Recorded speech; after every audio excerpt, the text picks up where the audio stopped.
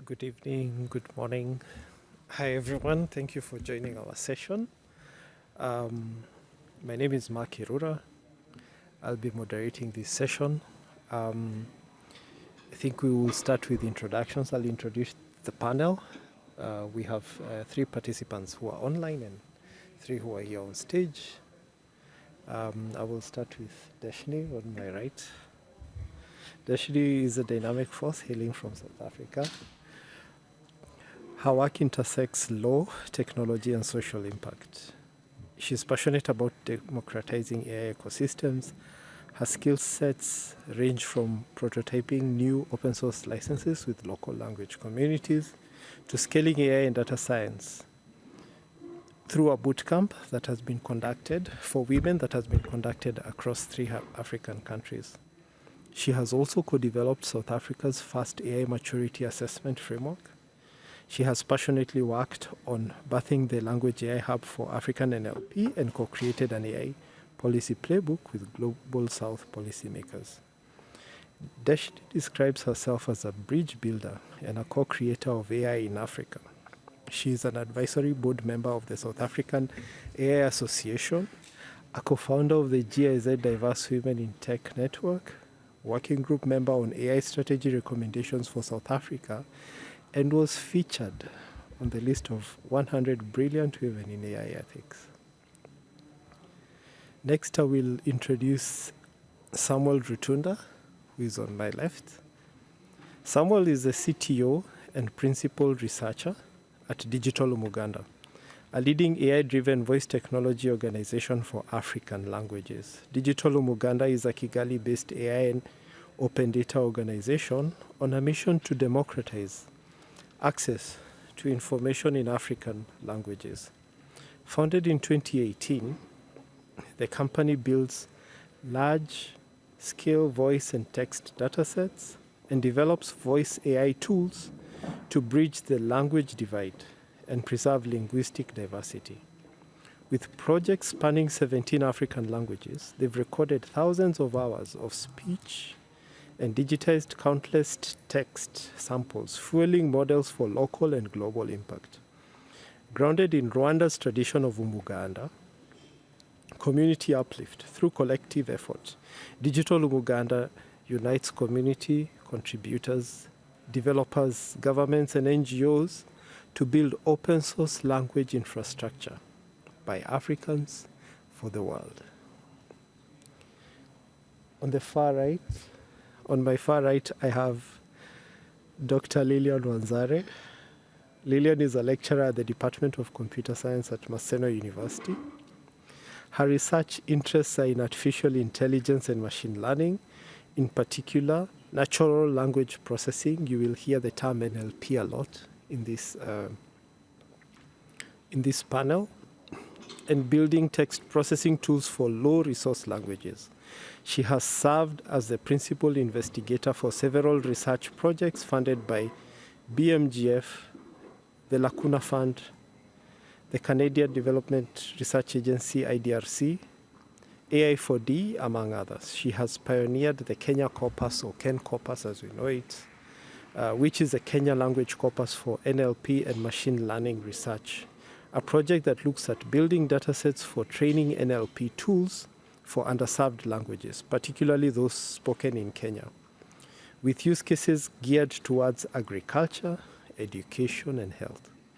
She also works on sign language research, particularly Kenyan Sign Language, researching ways of bridging language barriers using virtual signing avatars. She holds a PhD in computational linguistics and an MSc in language science and technology from Saarland University in Germany.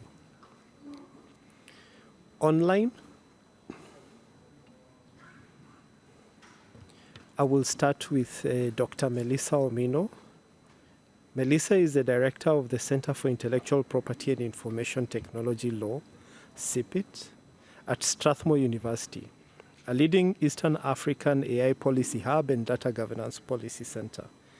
Her research direction is focused on utilizing an African lens and a human rights lens. Part of the research conducted under Dr. Omino's leadership involved mapping AI applications in Africa as an initial step in answering the question of what determines African AI and the problems that African AI should aim to solve. Dr. Omino is an intellectual property expert and has served as an advisory board member in several projects that intersect between AI and IP. This also includes driving a national AI strategy process, and she has also led IP advisory for a global entity that is funding AI research in Africa. We also have Eli Elikplim Sabla. He is a technical advisor working for the Fair Forward program, a project within the Digital Transformation Center, DTC Ghana, within GIZ. GIZ is a German technical corporation. In this role, Eli focuses on AI policy advisory, open AI resource accessibility and capacity building to foster inclusive and sustainable AI development in Ghana. Eli has worked on the development of Ghana's national AI strategy, collaborating with the Ministry of Communication, Digital Technology and Innovation through the agency of the Data Protection Commission. With a strong background in data science, monitoring and evaluation, project management, and stakeholder engagement, Eli is working towards enhancing AI accessibility, local innovation, and responsible AI adoption in Ghana. And last but definitely not least, we have Ms. Viola Ochola.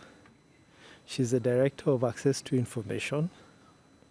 She's an advocate of the High Court of Kenya and a legal practitioner with administrative law, commercial law, human rights, and law reforms experience spanning over 15 years. She also holds an MBA in strategic management and has extensive experience both in the public and the private sector. She's the immediate former manager in the Complaints, Investigations and Legal Services Department at the Commission on Administrative Justice, Kenya. Viola is an Open Government Leadership Fellow and a member of the Technical Committee on the Open Government Partnership, the Kenya chapter. In her capacity as cluster lead for the Access to Information Commitment, she is passionate about open governance and the empowerment of citizenry to access services and benefit from opportunities offered by government. The reason I've gone through the elaborate introduction is for you to understand and know who will be talking to us in this topic this evening, and also for you to look up the panelists and reach out via LinkedIn and ask questions and connect and continue to engage on the topic. Our topic today is exploring new data governance mechanisms for language data driving NLP ecosystems in Africa. The issue of licensing of language has already come up in various workshops. And today we want to have a more practical discussion that looks at research that is currently going on in this topic. Language is culture, and culture is identity. Yet the digital identity of Africa is skewed, manipulated, misinterpreted, or disproportionately commercialized. The language data collection is characterized by a significant disparity between large-scale, publicly accessible resources and numerous smaller isolated projects. The Mozilla Foundation seeks to positively impact the way in which local language data is viewed, collected, and stored and utilized. Currently, Mozilla Common Voice is the world's largest, most diverse crowdsourced multilingual open speech corpus, holding more than 30,000 hours and more than 180 different languages, and is an example of a successful community initiative that is also a digital public good. It is a self-serving community platform, as well as a lab for linguistic inclusion and for traversing data governance issues in NLP. But there has been an awakening and sentiment change amongst the language communities. And this is what we will delve into today. Speakers who crowdsource data sets, and some of the issues that have been raised, including inequitable investment, locally sensitive community control, and the dynamics around power that are impacting the use of the language to build language technology. So in this session, having introduced and set the background for the problem, we are going to highlight the unintended and intended ripple effects of the CC0 open public license on communities and language data. And we want to look at governance and policy. How do they intersect? And what are some solutions that are being worked on to try and resolve the problem? I will go straight to you, Lillian, and I will begin with a question on how can AI training data licenses be adapted to protect cultural sovereignty and ensure equitable benefit, especially for those who have been marginalized. Thank you so much, Mark, for the introduction and for the question. I think we all know that when it comes to AI systems, data is core. And when it comes to NLP systems, that data is language. But what is language specifically, as Mark has mentioned, yeah? It is really more than just, group of words, okay? It embodies really the aspirations of the communities from where they come from and the cultural identity of the different communities. So if you look at that and to think about this data, how can it be licensed in a way that still promotes the cultural values from where they come from, okay? I will think about it as one, community-centeredness. How do we go about collecting the data from the community themselves, okay? How do we manage the use of this data along the journey as it's being used in the NLP systems, okay? And if you look at community-centeredness, there's a lot of things that go into it. One of them is consent. As they are going to provide the data, are they properly informed? And this informed consent is a continuous process. An understanding of the journey of their data as it goes around being developed and moves across as it's being used for different NLP systems, okay? Now, how do we balance the issue of, within the licensing, the issues of open sharing vis-a-vis benefit sharing, okay? Those things should not be mutually exclusive. We can still have open sharing and still have benefit sharing. How can this be embodied within our existing licensing for us to be able to have both, okay? In such a way that, yes, we still do open sharing to facilitate development of tools, development of, systems that promote the language, but still from where the data comes from. It's no longer extractive. They too have a benefit of whatever tools are going to be developed from them, okay?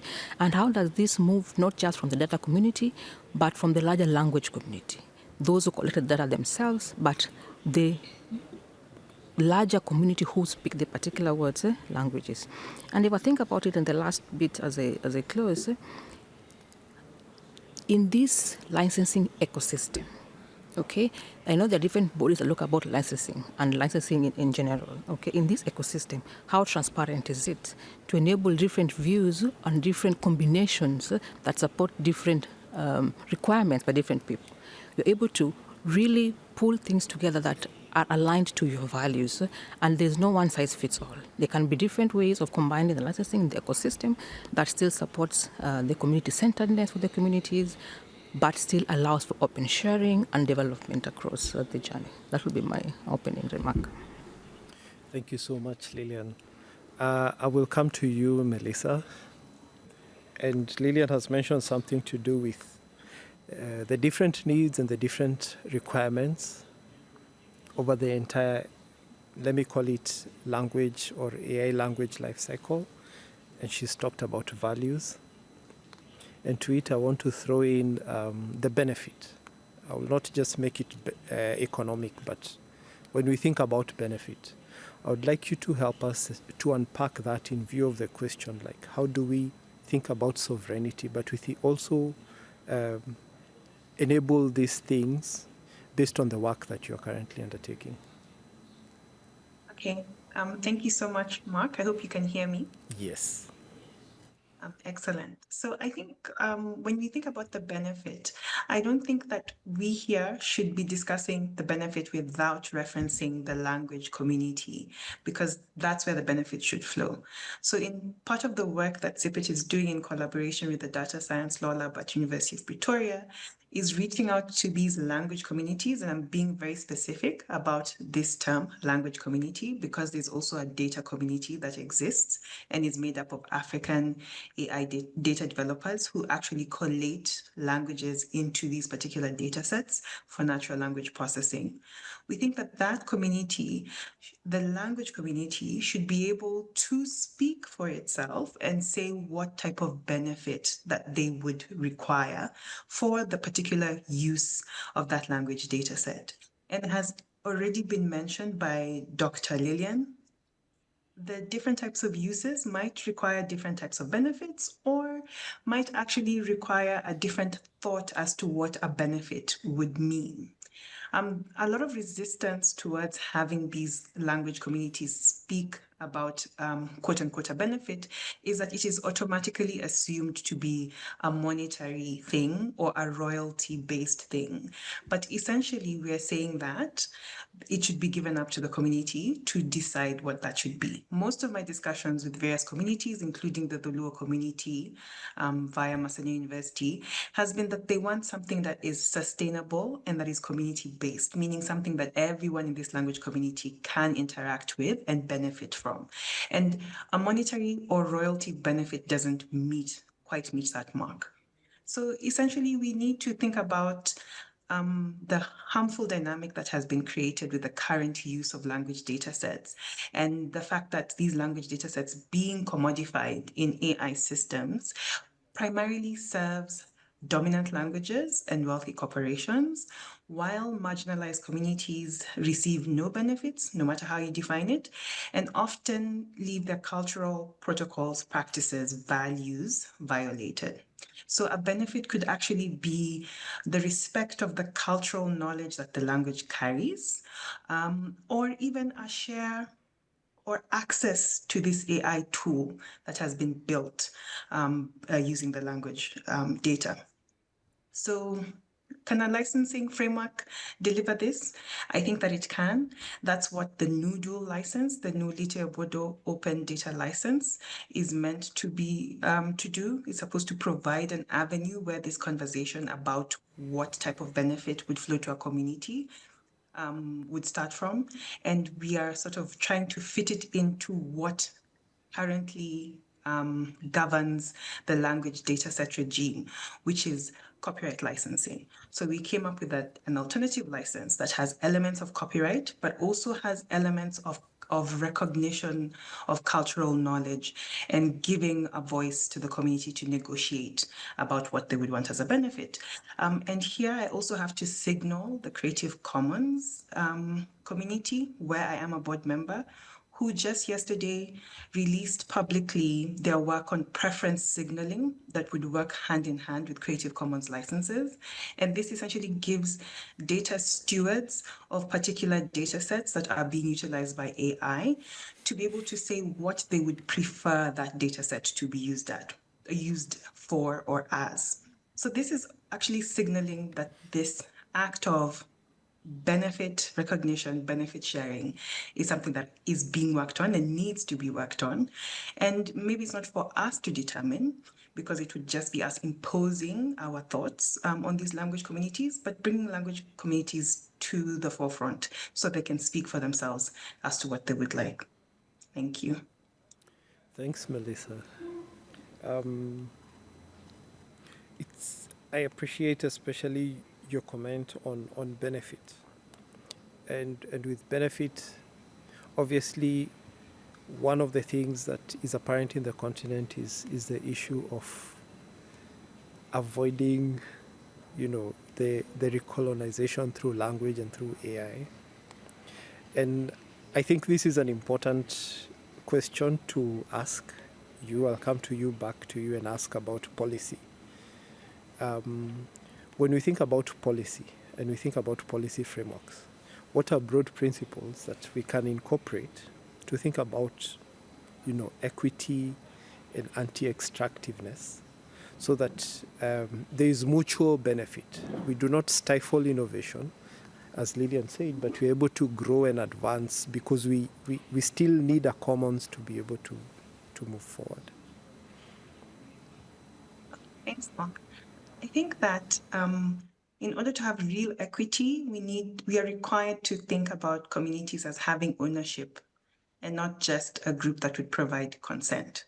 Ownership and consent are two completely different things. The traditional data sharing regime treats communities as sources rather than partners, and this extracts value while leaving these very communities with just the risks and harms. So there has to be a shift where there is community data sovereignty, and I think Lillian has mentioned this or has alluded to this, and you have also alluded to that, Mark, where we legally recognize communities as collective data stewards with inherent rights to govern data about their members, territories, and cultural knowledge, which is where language would fall into. So individual consent is not enough when data affects an entire community. We need graduated consent that requires community consultation before individual agreements. The community gets to weigh in on whether that serves their collective interests. They get to voice what their collective interests are. And this includes verification rather than one-time permission and complete transparency about who is benefiting and how, and also deferring community veto power over harmful applications. So if someone profits from community data, the community must benefit too. And this means a mandatory benefit sharing requirement where communities might get a percentage of profits if that's what they want, or they might get capacity building investments in infrastructure, education, and priority access to products developed using their community data. And this is not coming from me, this is coming from consultations that I've had with specific community members. So in order to prevent exploitation or to make this shift to these new utopia that I'm speaking about, we need strong anti-extractive safeguards. So data should not be sold to third parties without going back to the community for permission. Communities must be able to reclaim their data and take it elsewhere if they feel like, which requires regular audits with results shared publicly in accessible formats to ensure accountability.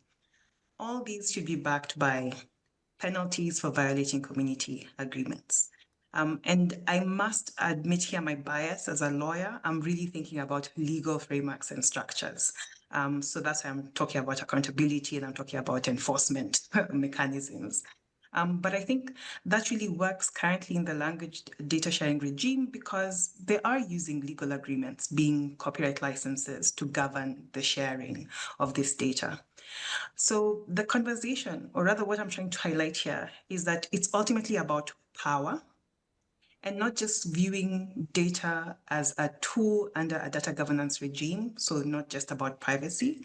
It's really about where is the wealth and power concentrated, and how can we then distribute this in an equitable manner? So legal frameworks would be one of the policy considerations that I would think of, but I also think that governments, when coming up with their AI strategies and policies, which a plethora of those have happened on the African continent, they need to center culture as one of the main pillars of their strategy. I know the Kenyan strategy does that. It does mention that culture is an important factor. It does mention responsible and ethical AI, which this would be a pillar that this conversation would fall under. And it also talks about model development for problem solving on the continent.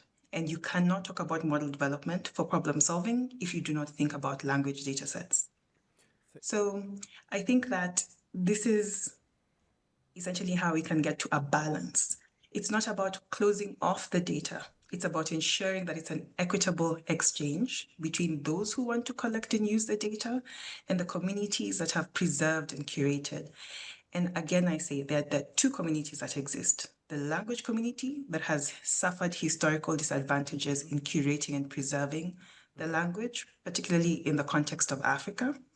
But there's also the data community, which is the African AI developers who put in effort, who've used their skills and knowledge in creating these data sets, and who have an interaction with those who fund these activities.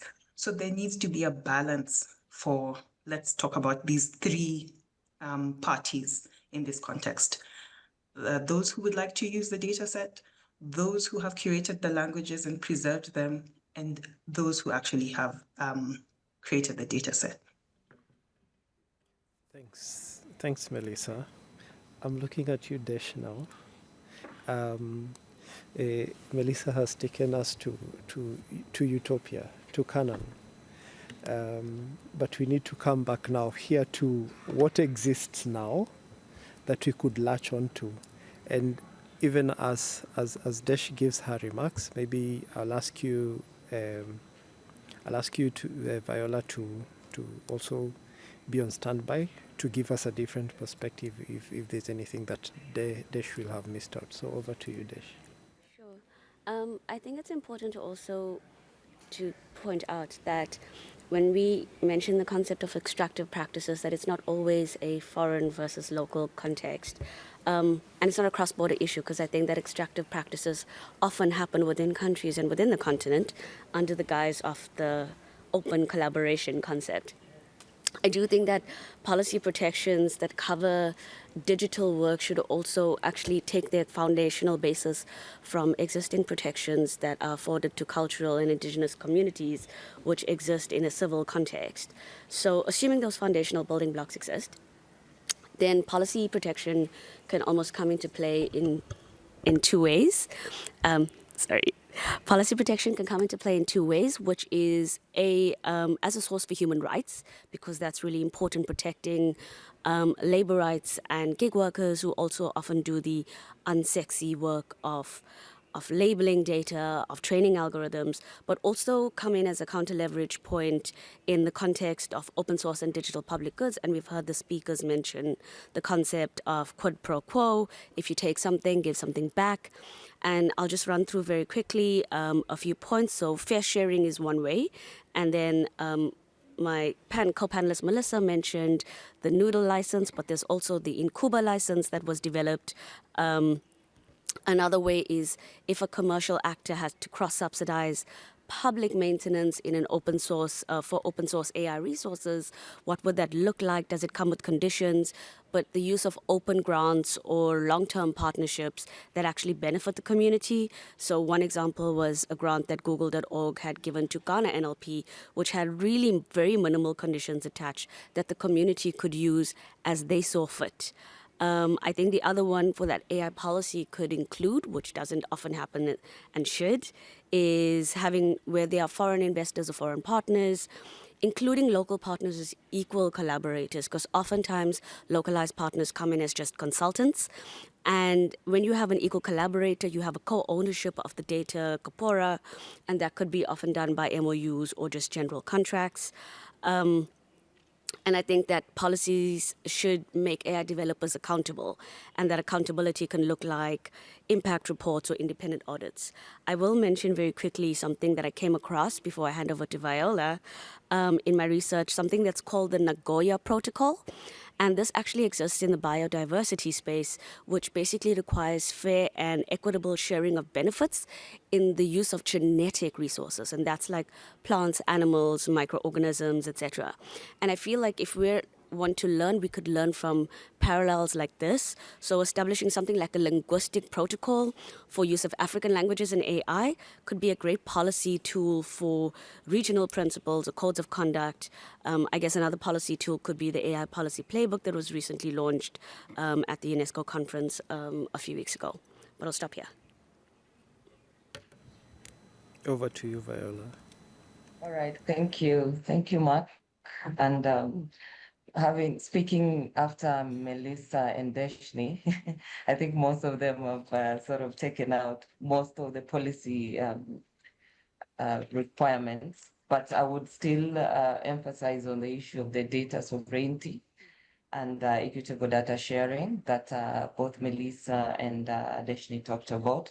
The local African communities should be able to control the data from the point of collection and up to the point of usage of these AI technologies, so that they're able to be part of the process. So the whole process has to be inclusive. They should not just be there at the point of information givers or data givers, but beyond, they should be involved in the whole process. And Melissa also mentioned having that she's a lawyer, so she'll be biased around the legal framework. So I'll also speak, I'm a lawyer. So definitely the legal framework around the collection of this data has to be very stringent, has to be very robust so that the local communities are protected from possible exploitation from the external or the big tech, so to speak, so that even at the point of usage, the benefits, whatever way they may define these benefits, they're able to benefit from that so that it's not an issue that they feel that are being exploited. Quickly, the aspect of community ownership should not just be something that is entrenched in the law, but there should be actual mechanisms that have been operationalized within the ecosystem, within the African countries, so that these local communities can be reached. Because sometimes you'll realize that some of these communities are in very remote areas in the African continent. And sometimes even in terms of the digital infrastructure, they cannot even access some of these benefits or some of these issue, what the external parties want to develop. So it would be important for the governments, at least the African governments, to make sure that the infrastructure is available so that these communities can be able to reach out to these quote unquote investors who might want to develop these AI technologies using their languages. And with that, like I said, the engagements have to be very meaningful. It shouldn't just be like one of my co-panelists said, something that you're just called to give information or to give data. You have to be aware and to understand what exactly you're giving out and the possible repercussions of that.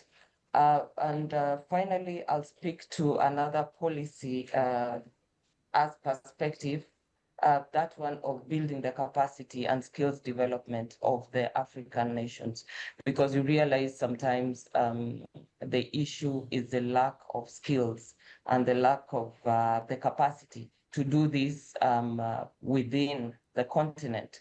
So it's important for the various policy frameworks to be able to put in place possible training solutions or skills development strategies so that some of these technologies are homegrown and home-owned also, so that you then now even develop a framework within which you can transfer the knowledge locally beyond just waiting for the external parties to come in. And this, it's not necessarily to be done within the country. You can also collaborate with the big tech to be able to develop the skills within the continent. Then now the skills will be developed from there. So I think I'll stop there. Thank you. Thanks, Viola. And also thank you for such a broad response. You covered infrastructure, you covered capacity building, and this speaks to an ecosystem approach. Like, you can't just develop infrastructure only. You can't just build capacity. You can't just develop policy. So I will look at you some now, because when we are coming up with national AI strategies, I know Rwanda has one. The goal is to think about an ecosystem, is to think about where do we want to go and what do we want to achieve. And I will also ask you, Eli, to share experiences from Ghana, since you've gone through this cycle. I will start with you, Sam. And it's an abstract question, but it's also a simple question. Very simple. Can government support community-led governance?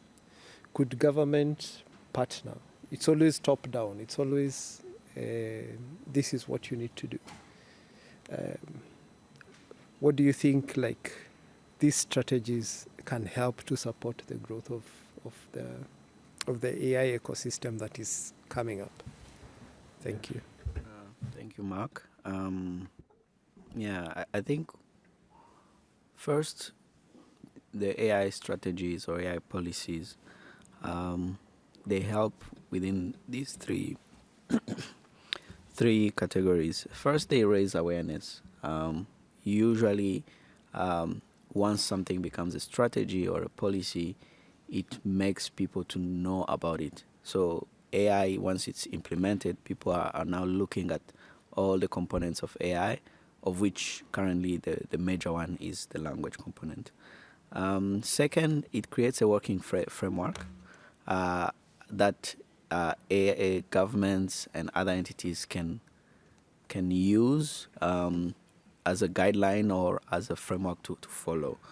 And then it also adds some accountability because they have to explain something. And this helps us where in the absence of that policy, this could not have been away.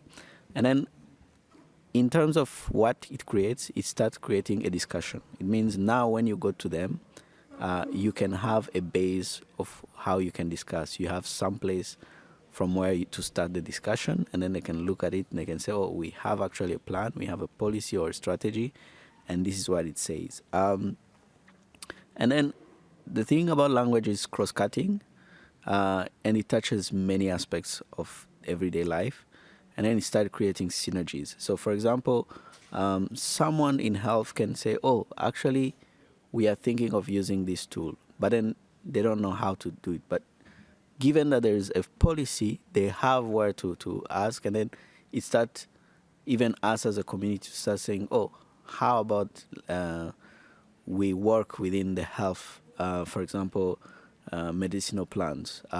Is it something we can capture within our languages? So it creates synergies and collaborations. And then ultimately, the goal is to raise resources. So with these discussions, with these collaborations, how as a country we start now streamlining how we raise resources, because there is a need to raise the resources. I think that's what I would say. Thank you, Sam. And I'll invite you, Eli, to also contribute to that point. Bearing also we have a global audience, and we have also ways that we are trying to see and build these ecosystems in a way that others could learn from us. Right. Thank you very much, Mark. And so I particularly would say that governments should definitely support local communities to take ownership or lead on data governance so far as language data set is concerned.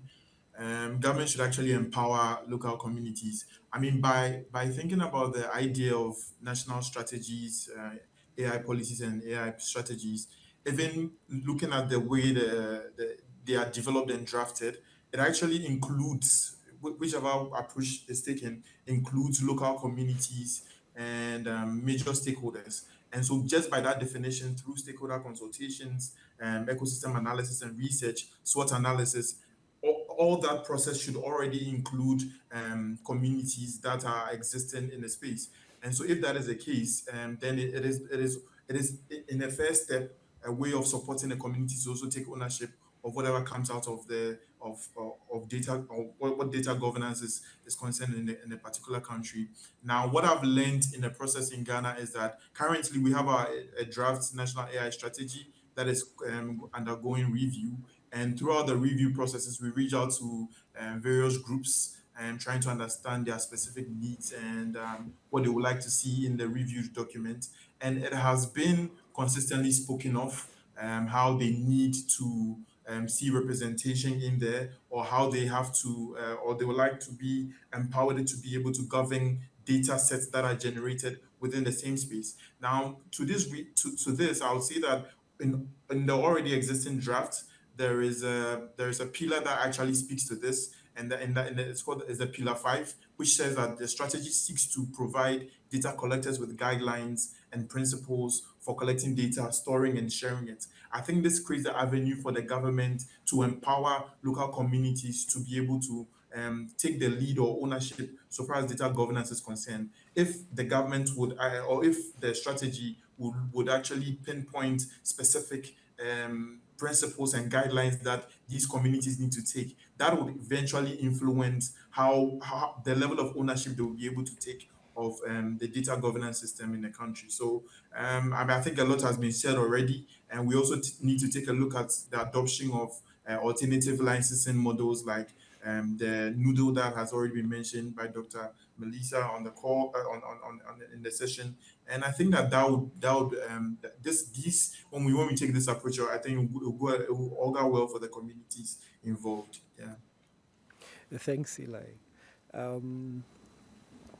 I think this is something also that always comes up with me, and this morning in a session I had it. So I want to put an open question to the panel. So we've talked about rules and regulations, we've not talked about money. Some before this panel asked me a difficult question about money.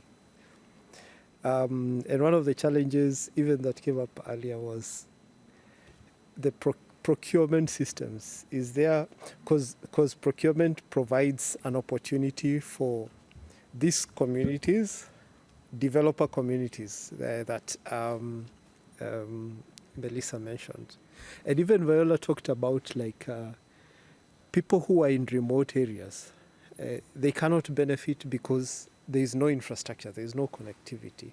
So to this panel and to anyone who might have a thought on it, the issue about public procurement and the ability to procure innovation, that conversation with government, not just in Africa but globally, because I think that's also one issue. Do you have any reflections on it? We have representation from government, but we will not put her on the spot. But anyway, anyone who has a view, like what could we do in this regard, so that even as we talk about governance, procurement becomes an issue, and thinking about procuring innovation. Any thoughts?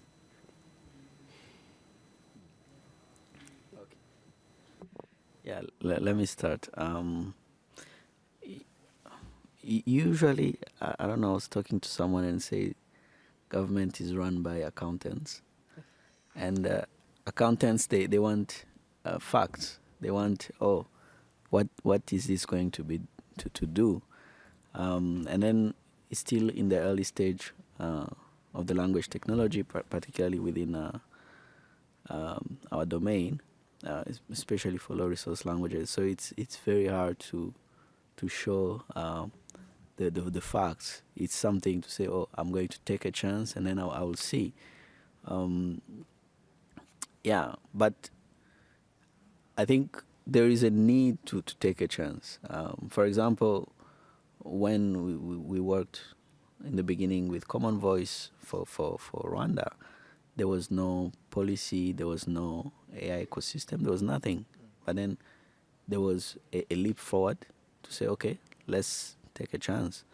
And now, 6 years, I think, 30,000 hours have been collected. I think there is, at least last time I checked, there's around more than 10 African languages that were done. So there is a need to take those chances. But then that requires us to talk to people and to convince and to change mentalities, to say, okay, just this is what happened. And then another thing, currently I'm also looking, although we are talking about language, we should look at the settings. So for this technology to be used, there's maybe access to the internet or the digital literacy and others. So we'll have to look globally, but there is a need of changing of the mindset to deploy some use cases and then to learn from it before needing to first having the proofs so that you can deploy. Thanks. Anyone else with a view? I think I would come in for a bit. So One of the things we know particularly about African language or African NLP or just NLP for indigenous languages is that a lot of the time it's oral. And it's particularly so for African languages, but also for other cultures. And the problem with having culture or language that is intended for oral knowledge, it means that it's also shaped by tone, it's shaped by cadence, it's shaped by who is telling the story and what is that meaning that's attached to it, and also communal use. And the problem with that is that it creates a little bit of a NLP design flaw. For example, like a design challenge on how do you actually then codify knowledge that is not as easy as taking something that is, a book and then making it digital. And so the point I'm trying to make is that when we're talking about procurement and talking about, what it is that we need to do, we need to understand what asset we're actually working with. And it's kind of hard to understand the asset that you're working with if you're not even sure how to put it into, create an asset value or an asset form. You know it's an asset, but you don't exactly know how to make this tangible and make it in a form that somebody says, oh, that's actually interesting. I'm willing to invest in it, or I'm willing to do this, or I'm willing to do that. And so it's the difficult part of trying to actually unpack that and then unpack it properly and in a way that you actually shape and preserve and protect the cultures and the nuances that come with trying to take this raw material that is an asset to the people, but then make it a tangible and international value that you could say, cool, as a country, we have this and we have this. Now let's see how we can use this as a bargaining tool to come in for infrastructure development, to come in for knowledge sharing, but still protect the people. Thanks, Melissa? I was going to ask you a very lawyerly question, which is when you talk about procurement, are we also talking about funding, right? Because when you say money, I think about funding. Yeah. And if you think about that in the local context, I really think that the challenge is on government to move away from looking to other people to save us. And I'm really stealing that sentiment from Dr. Albert Kahira, who was one of the keynote speakers at COSA, where he said, nobody's coming to save us. We need to start thinking of ways where we can locally invest in natural language processing so that we can then call the shots or really have the terms, put down the terms of how the language data would be used. And I think this is something that government is very much aware of. A lot of conversation around the Kenya National AI Strategy has been how will it be implemented. The Kenya government made the decision to keep the implementation plan away from public purview, but there is an implementation plan there. There are key performance indicators there, and there are key partners who have been identified to help with the implementation of that AI strategy. Because essentially this conversation that we're having, we are right at the beginning cycle of natural language processing. And the experts in the room can say that. We are merely talking about data collection when we talk about language data. We need to get into the conversation of building models that will utilize this language data. And that's why we are up in arms about having that language data open and free for all, because it will minimize the ability for local companies to invest in that language data and build models, because the market will thoroughly thrash them. If you're talking about market economics, demand, supply, etc., which also as a lawyer, I might not be very good at. That's the end of my disclaimers. So I think when we talk about procurement, we need to think about funding. We need to also stop looking outside. We need to think about locally on the African continent. How can we fund? At the Kigali AI Summit earlier this year, there was a conversation about infrastructure. There was a conversation about having data centers, which is very integral to how do we control who can access and use the data. And there was a conversation about starting to have particular data centers in particular regions. And the question was, will it be accessible to African developers, or are we creating data centers for others to use on the continent in order to be compliant with data governance regimes? So I would say for public procurement to make sense, we need to first think about funding. To think about funding, we must challenge local investors to put their money where their mouth is and invest locally, not just in data collection, but in the development of models. Because as far as I know, nobody outside is actually funding the development of models in order for us to actually truly have African AI. Thank you. Thank you, Melissa. I'll come to you, Viola. And if you're online and you have a question that you'd like to pose, please put it in the chat. Over to you, Viola. Thank you, Mark. Mine will be quick. Melissa has talked about the funding aspect because, you can't talk about procurement without the funding bit. But there's the other aspect of procurement, which is the process. And I believe that was where the challenge you were speaking on was. The question is, does even the procurement officer understand what it is? In government where I am, there's a process. For example, in Kenya, there's a Public Procurement Act that you need to, that outlines the process of procurement. And part of the process is you need to give specifications and you say that this is the end product. Now, sometimes the procurement person is not aware of AI, let alone even, any other thing. So it will be difficult for such a person to even appreciate where you're coming from if you want to procure this. So maybe as a way forward, and now that Kenya has developed the strategy, it's fresh. It was launched in March. Melissa will tell you. We may perhaps need to just build the capacity of some of these key offices.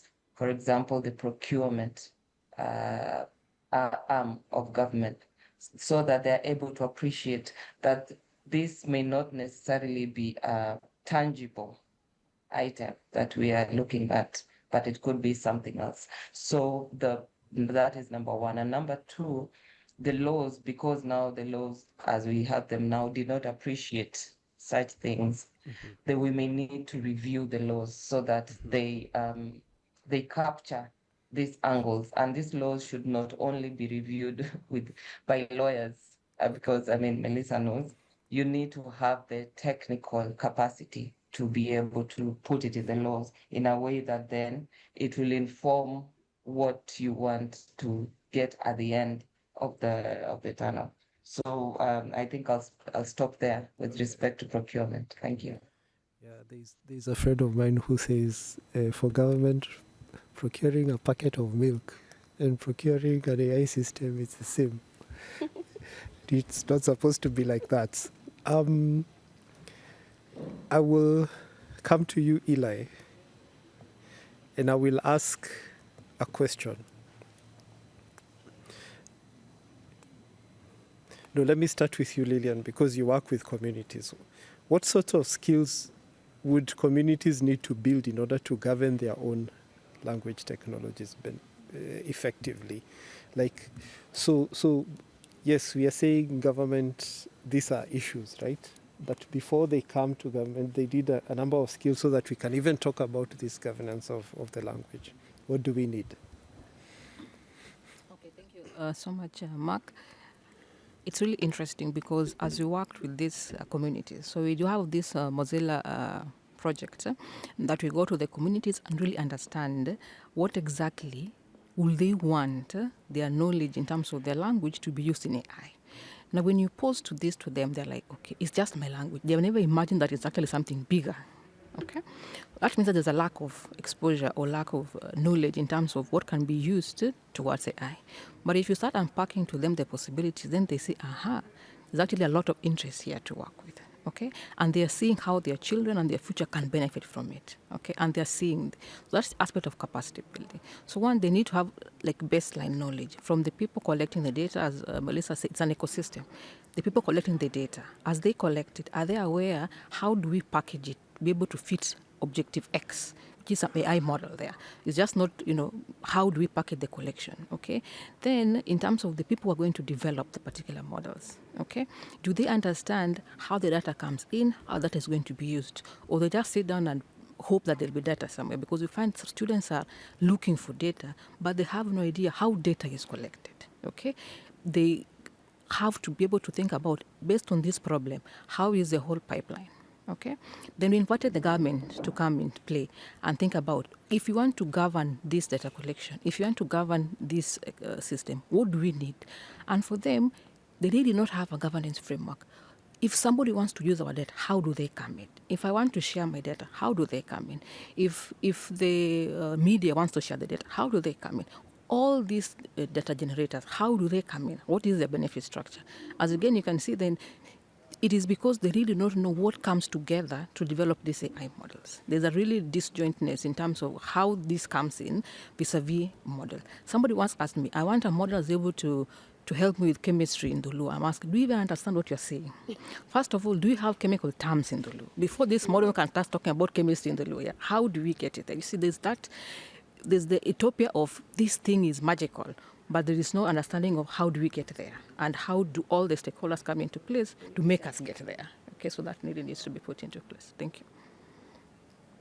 Thanks. And Eli, I'll ask you maybe almost like to wrap it up, or to talk a little bit about anything to do with community work, right? Since we are at this place where we're thinking about governance of products that will be developed for and by these communities, and probably in collaboration with them. Thank you very much, Mark. And I don't know, for the past few responses that have come from the other panelists, one theme is connecting all of it, and you can hear a lot about maybe outreach and community sensitization and all of that. I think that we have to understand that some definite skills have to be built, and we need people who in the communities who understand digital rights, who understand the importance of data, and who understand linguistics, or who have skills in linguistics to be able to maximize the opportunity that this technology brings to their communities.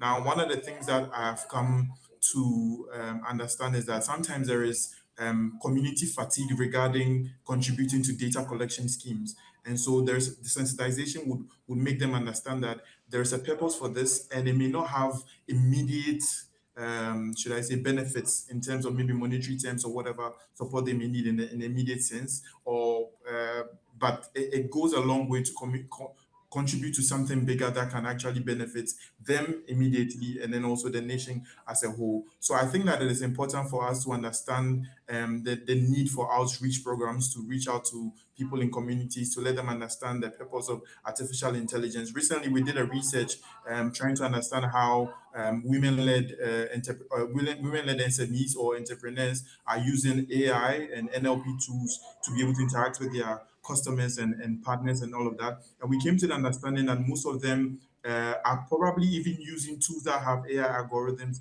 working in them, but they don't even know. And then also some of them will even express a certain level of fatigue, as I already mentioned, that they are tired of contributing to data collection schemes and stuff like that. But then we actually need people with indigenous knowledge and indigenous experience to contribute to these things. Now, one other thing that I wanted to also point out is the need for us to let these models that we developing on the African continent to represent African culture. And one culture is the shared ownership of resources.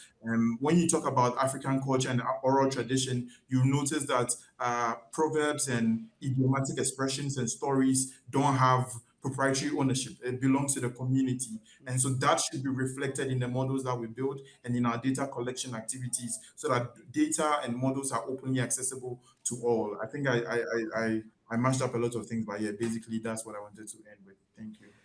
Thanks, Eli. So I will, a question has come. Wow. And we have just run out of time. Lillian, in 30 seconds, how to bridge the gap between building capacity for local communities in AI beyond collection and increasing usage of AI models within those same communities. 30 seconds, please. It is really about partnership and collaboration. If you think about the HOT model, we have the local ecosystem, the government, the funders, international players. How do we come together collaboratively to be able to make this possible? It cannot be disjointed. It has to be a collaborative effort within all members of the ecosystem. Thank you. I don't want to recap what has been said, I began the panel with an elaborate introduction of everyone. Maybe I didn't introduce myself properly. I'm Mark Irura. I work with the Mozilla Foundation. You can follow us online.